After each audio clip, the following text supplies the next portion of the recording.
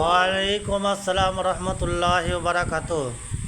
বলো সূরা ইখলাস কি কি কাজে লাগে তোমাদের জানা আছে? হ্যাঁ, সূরা ইখলাসটা 3 বার পড়লে কি হবে? এক খতম কোরআন শরীফ পড়া সব তার আমলনামায় লেখা হবে। কি বুঝলে? সূরা ইখলাসটা 3 বার পড়লে এক খতম কোরআন শরীফ পড়ার সব তার আমলনামায় লেখা হবে। সূরা ইখলাস আর সব থেকে সূরা ইখলাসের মধ্যে বলা হচ্ছে যত সূরা কোরআন শরীফে আছে, বুঝলে?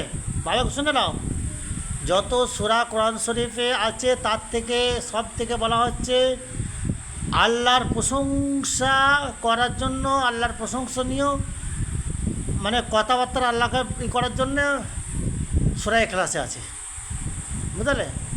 সূরা ইখলাসটা এমন সূরা সব থেকে আল্লাহর প্রশংসা আছে কোরআনের মধ্যে, তার মধ্যে সূরা ইখলাসে বেশি আছে, বুঝলে?